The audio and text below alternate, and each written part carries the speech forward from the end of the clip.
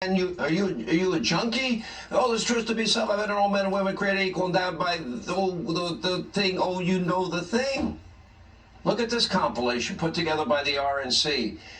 Think of it and ask yourself the question, the honest question: is he up to the job, the toughest job in the world, of being the president of the United States? Watch. But the nature, not when the political coverage, that look,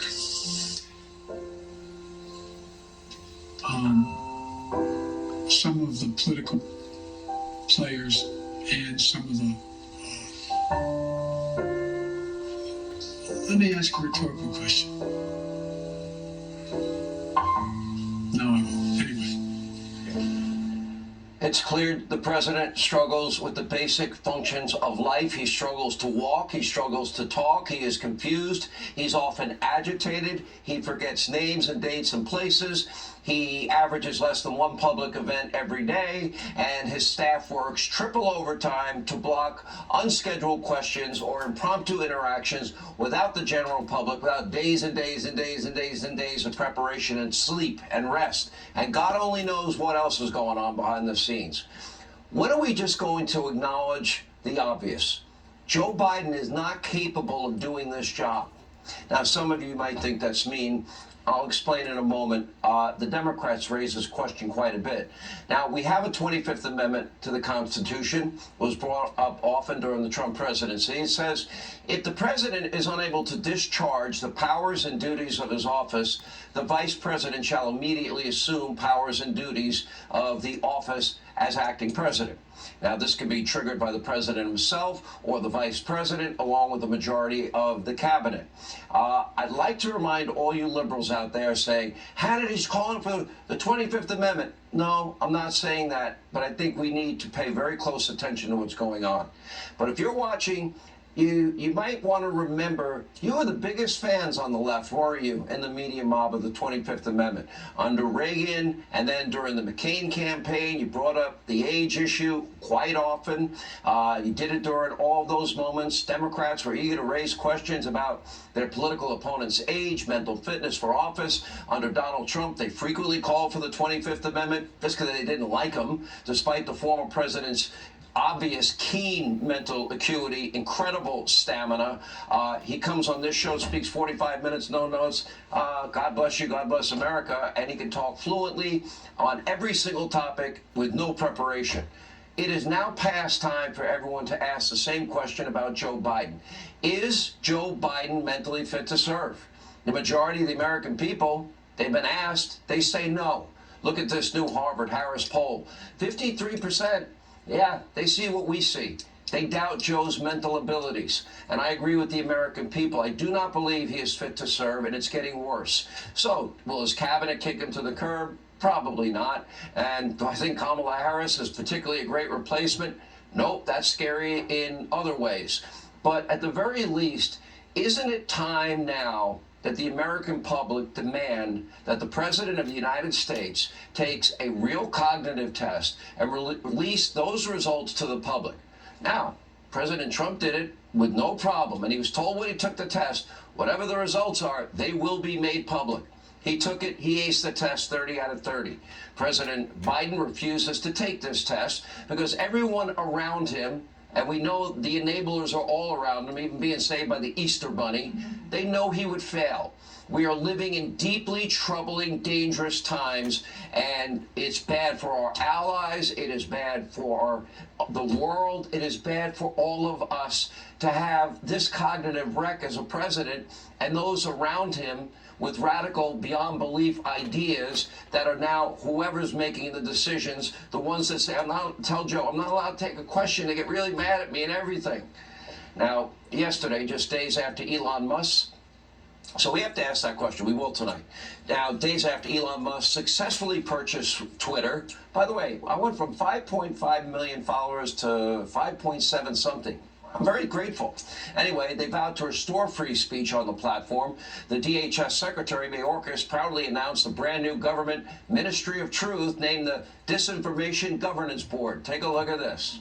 A just recently constituted misinformation, disinformation governance board. So we're bringing, the goal is to bring the resources of the department together to address this threat. In the United States of America, guess what? The government is not the almighty bearer of truth. They're not allowed to police your thoughts, your opinions, your expressions. That's what we see in countries like Iran and China and, Venezuela and every other authoritarian government that tries to squash any and all dissent. It's wrong, it's creepy, it's dangerous, it's 1984-ish, and it is yet another example that shows the Democrats' real problem is with the concept of freedom itself.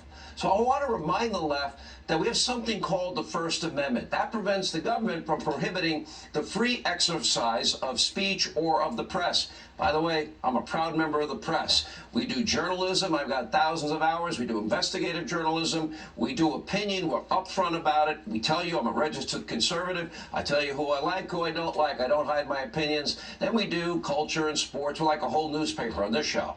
Everyone claims to be a journalist. They're all lying. By the way, not government-approved speech. As a matter of fact, often government-disapproved speech on this program, or Democratic-approved speech, or all speech, with few exceptions. Now, they don't seem to care about the First Amendment only when it perfectly aligns with their own values. America's fragile Democrats fear dissent. They obviously hate opposing views. Why didn't they speak out when Donald Trump and other conservatives were canceled by big tech? Why did they not allow even somebody on platforms like Twitter, Facebook, Instagram to even send out the New York Post story on Hunter Biden's laptop? Now, this is why Mayorkas tapped, get this, a far-left individual to lead our Ministry of Truth. Professional academic, her name is Nina Jankowicz, is now the administration's official purveyor of truth in charge of combating so-called dangerous misinformation. Now, unfortunately, she has her own history of spreading disinformation online. During the 2020 campaign, she called the accurate New York Post report on Hunter Biden's laptop a, quote, product of the Trump campaign, lie, and referred to it as a fairy tale about a laptop repair shop. She also, by the way, heaped praise on Dirty Dossier author Christopher Steele. And now she really doesn't seem to care for Elon Musk or freedom of speech on Twitter. In an interview with NPR, she stated, quote, I shudder to think about if free speech absolutists were taking over more platforms, what that would look like for the marginalized communities. Oh, would that include conservatives that have been shut down, shut out, canceled, suspended all over social media? Now, I shudder to think about, who are going to be the woke leftists that Nina, who's woke herself, would appoint to fill out this disinformation governance board. Will conspiracy theorists, why don't you get the biggest conspiracy theorist in the country, her, Rachel Maddow? Is she going to join? What about fake news CNN's hall monitor, Humpty the Dumpty, or the congenital liar, Adam Schiff? Elizabeth Warren faked her race for decades to advance her career. Is she now going to be in charge of rooting out misinformation?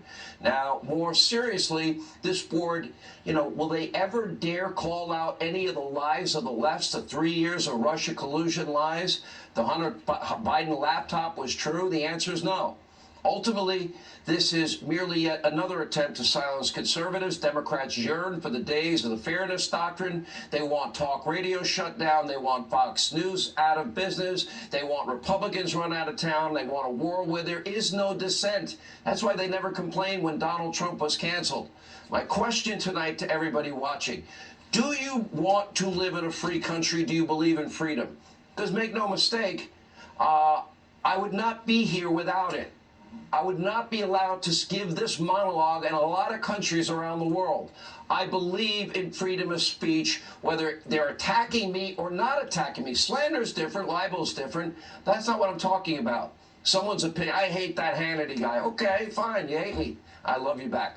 Anyway, on the radio, TV, all the people that hate me in the media mob, everyone else in America, you know what? Is this what we really want to turn our country into? This creepy government Ministry of Truth?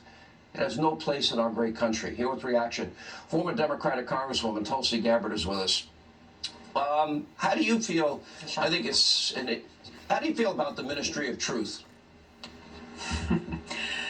This is the kind of thing that you see in dictatorships, this Ministry of Truth, this Department of Propaganda that the Biden administration has just stood up. And the reason why you see this in dictatorships is because they're afraid of us. They're afraid of the people. They're afraid that we might actually think for ourselves. And so now they've created this body that will do two things. Number one, it'll use taxpayer dollars to work through the mainstream media and flood the airwaves with whatever their propaganda narrative is that they're pushing at any given time and try to drown out anyone with alternate views.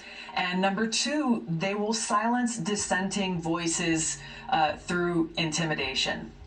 I think the thing to recognize with this, just real quick, is that this isn't something new. This is something that they have already been doing, that's happening right now. The only difference is they're formalizing it, making it official, which, if there's a silver lining in this, it is they're revealing exactly who they are and why they're doing it, what they're trying to accomplish. And it allows us, the American people, to stand up and say, hey, you know what? We're not going to let you get away with this crap. We will take a stand, we will reject it, and we will throw out of office those who are continuing to push and propagate this undemocratic, anti-free speech mission.